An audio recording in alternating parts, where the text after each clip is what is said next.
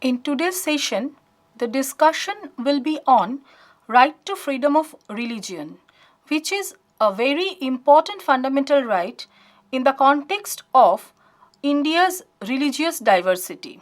Freedom of religion or freedom of belief is a principle that supports freedom of an individual or community in public or private to manifest, believe, worship, practice, or profess religion or belief of his choice.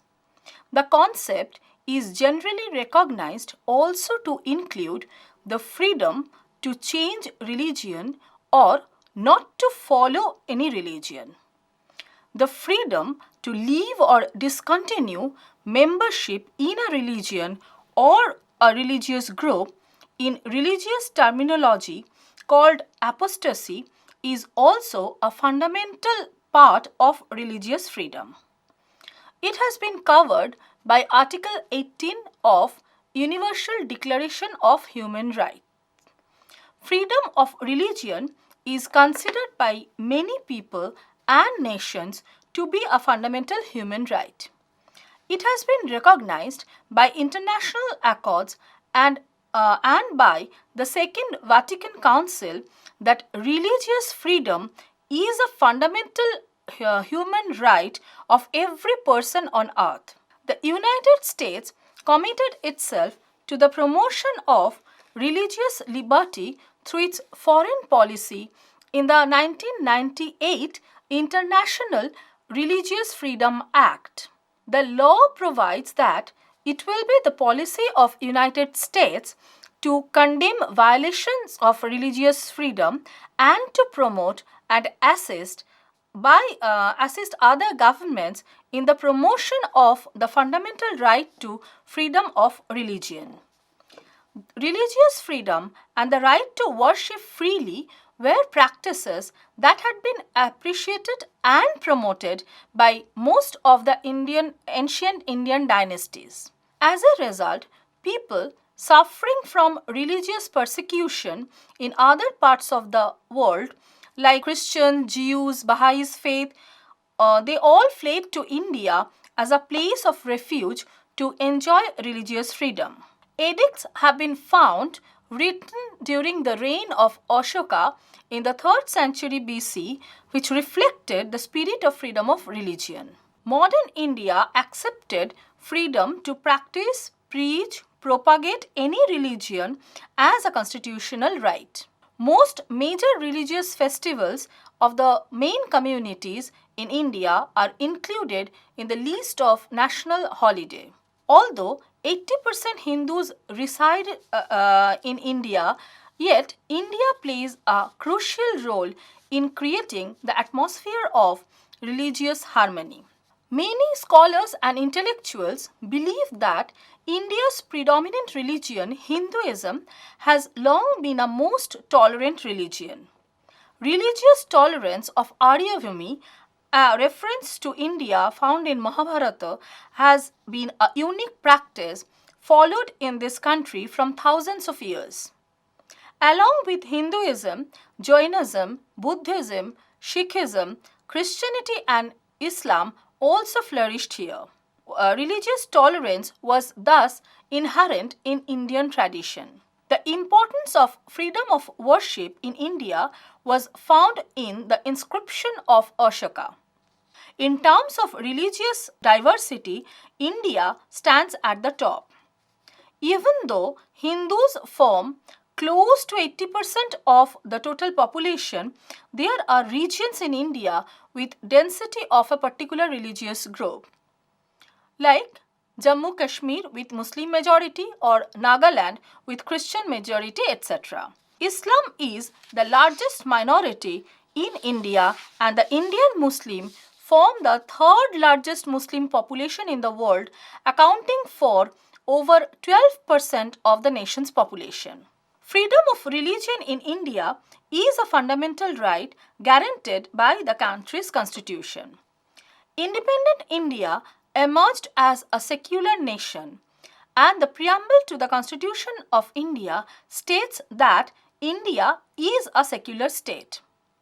every citizen of India has a right to practice and promote their religion peacefully. However, there have been a number of incidents of religious intolerance that resulted in riots and violence. In India, the Constitution guarantees to every citizen the liberty to follow the religion of their choice.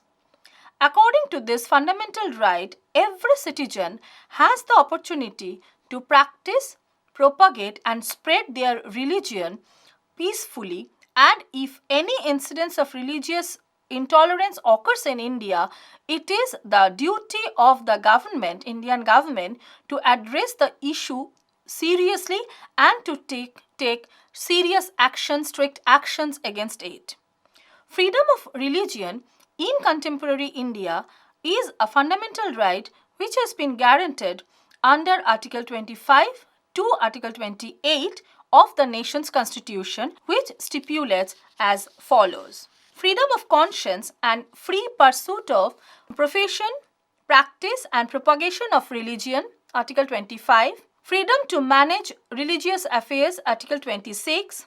Freedom as to payment of taxes for any particular religion, Article 27. Freedom as to attendance at religious places or religious worship in certain educational institutions, Article 28. Let us discuss in detail Article 25. Article 25, Clause 1 reads as follows. Subject to public order, morality and health, and to the other provisions of this part, all persons are equally entitled to freedom of conscience and the right freely to profess, practice and propagate religion.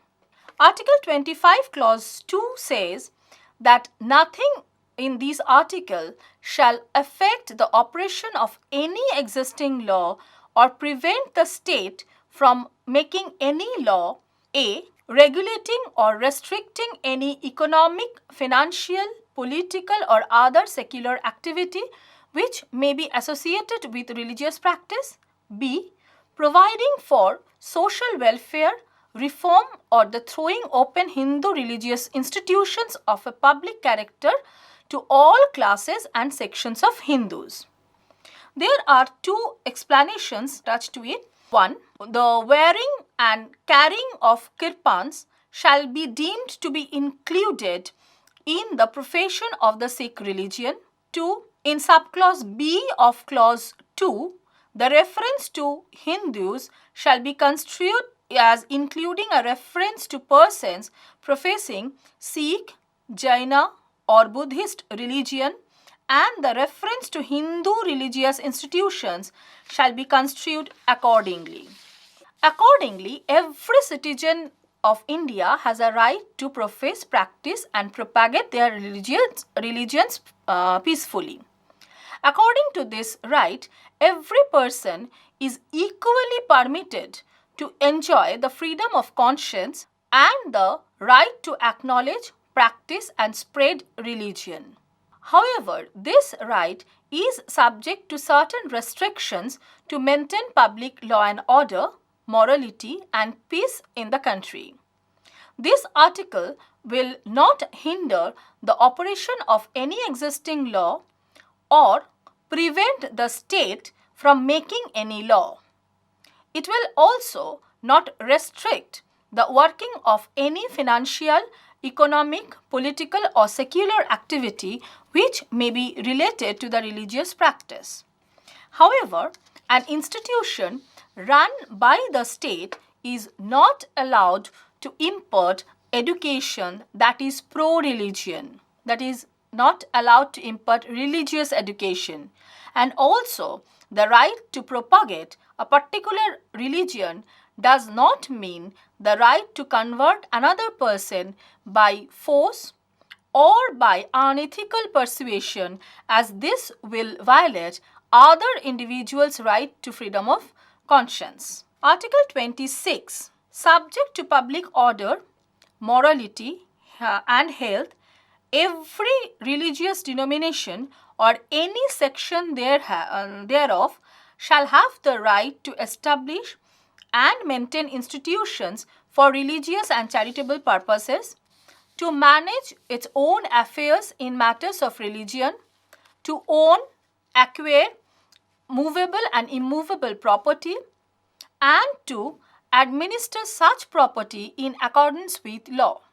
According to the Constitution of India, freedom to run religious affairs include the freedom to establish and maintain charitable institutions, either to manage its own affairs in the matters of religion or to acquire and own movable and immovable property and to take care of such property without infringing the law. However, only structured bodies such as religious denominations have the liberty to enjoy this right, and the secular activities or activity of such associations can be administered by the government. Article 27. No person shall be compelled to pay taxes, the proceeds of which are specifically appropriated in payment of expenses for the promotion or maintenance of any particular religion or religious denomination. Article 28, Clause 1 says that no religious instruction shall be provided in any educational institution wholly maintained out of state fund. However, Article 28, Clause 2 stipulates that nothing in Clause 1 shall apply to an educational institution which is administered by the state but has been established under any endowment or trust which requires that religious instruction shall be imparted in such institution. Article 28, Clause 3 says that no person attending any educational institution recognized by the state or receiving aid out of state funds shall be required to take part in any religious instruction that may be imparted in such institution or to attend any religious worship that may be conducted in such institution or in any premises attached thereto, unless such person, or if such a person is a minor, his guardian has given consent thereto. No country in this world has such a diverse religious background as it is in India. Thus, the right to freedom of religion forms a very important fundamental right of our country, which aims at maintaining the principle of secularism in India. Indian Constitution firmly states that all religions are equal before the law and no religion shall be favored over the other. It is necessary for the entire nation, especially for the leaders of the nation, to pay due regards to the spirit of secularism. Selection of electoral candidates for any of the constituencies should not be based on any religious consideration. During public speech, the leaders must carefully avoid any sort of religiously colored comments indulging communal feeling. Political parties in no way should approach the religious heads regarding any political issue, including elections.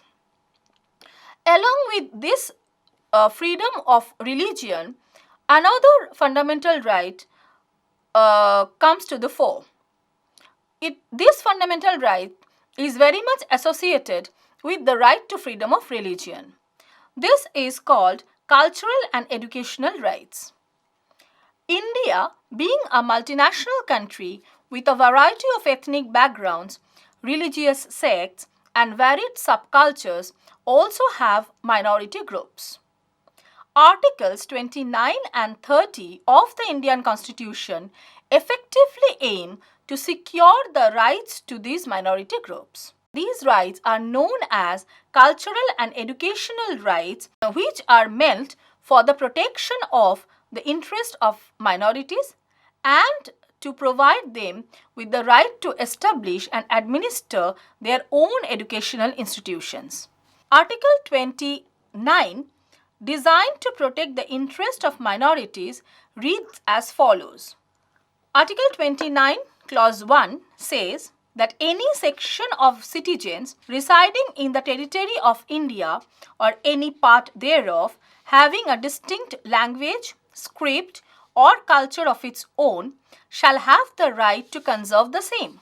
Article 29, Clause 2 says that no citizen shall be denied admission into any educational institution maintained by the state or receiving aid out of state funds on grounds only of religion, race, caste, language, or any of them.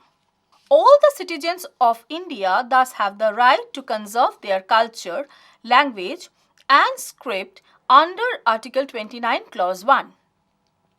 This provision simply states that the citizens have the right to preserve their language, heritage, background, and other attributes and cannot be stifled by major language groups. The second right under Article 29, Clause 2 says that no minority group will be denied admission into any educational system or institution of their choice and will also not be deprived of any financial assistance from the state on the ground that he or she belongs to a particular religion, caste, or language. It means that admission will be made strictly on the basis of merit and talent and not on the basis of language, class, caste, or religion. There appears to have overlapping provisions in respect to Article 15, Clause 1 and Article 29, Clause 2.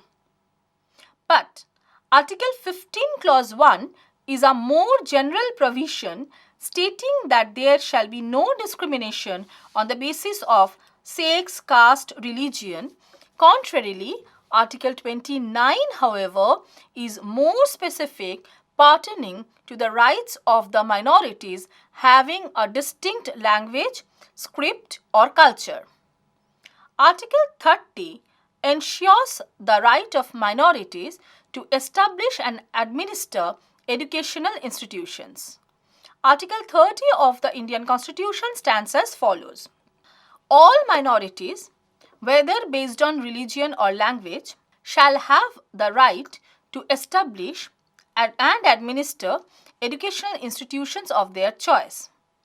Article 30, Clause 1A says that in making any law providing for the compulsory acquisition of any property of an educational institution established and administered by a minority referred to in Clause 1, the state shall ensure that the amount fixed by or determined under such law for the acquisition of such property is such as would not restrict or abrogate the right guaranteed under that clause. The state shall not, in granting aid to educational institution, discriminate against any educational institution on the ground that it is under the management of a minority, whether based on religion or language.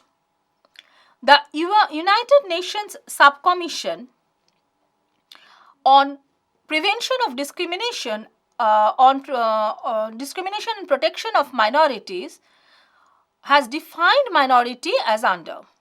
The term minority includes only those non-documents group of the population which possess and wish to preserve stable ethnic, religious, or linguistic traditions or characteristics markedly different from those of the rest of the population. Such minorities should properly include the number of persons sufficient by themselves to preserve such traditions or characteristics, and such minorities should be loyal to the state of which they are nationals. The Constitution of India safeguards the linguistic and cultural liberty of the minorities by providing equality of opportunity and thus seeks to maintain the spirit of unity within diversity.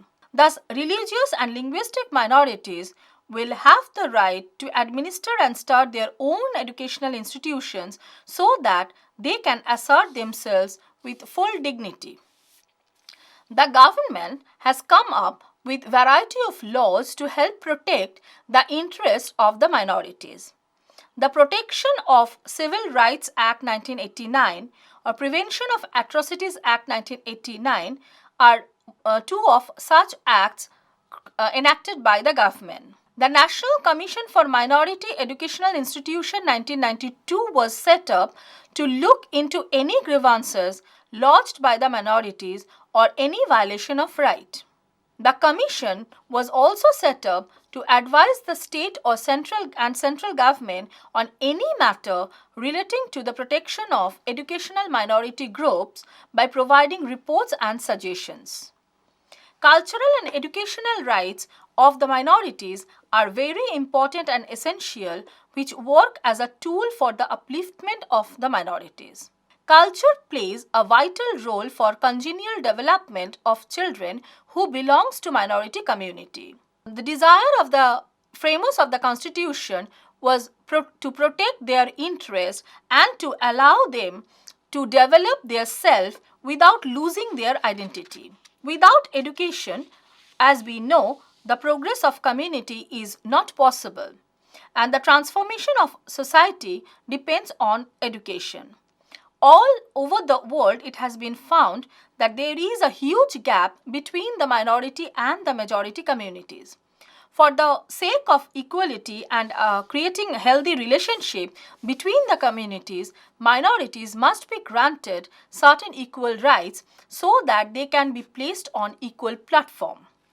The World Human Rights documents also recognize the cultural and educational rights of the minorities. India is a land of diversity, having several ethnic, religious, caste, and linguistic minorities affiliated to distinct belief systems, subcultures, and regions. Integration of these diverse communities, some large enough to aspire for a regional homeland, was a matter of concern for the framers of the Indian Constitution. Our Constitution believes that diversity is our strength. Therefore, they guaranteed the right to minority to maintain their culture, though it has been strongly established that rights of the minorities must be in tune with the spirit of secularism and broadly with that of Indian nationalism. In this context, it is important to understand the condition of the minority in the present and past scenario. It is important to note that despite several attempts by the government, several constitutional provisions and other mechanisms, commissions, etc., minorities still are suffering a lot. There are lots of discriminatory activities against the interest of minorities. So, it is important not only to provide for constitutional mechanism or legislative mechanisms, but also it is important to generate a feeling of solidarity and feeling of equality among the people of India through the socialization process. Religious minorities, linguistic minorities, or minorities according to other sects or other attributes, they must be protected by the Indian citizens, and this task mainly, this responsibility mainly lies with the majority of the Indian population. So, these rights are important stepping stones, but they are not enough unless it is backed by the spirit and will, intention of the Indian body politic.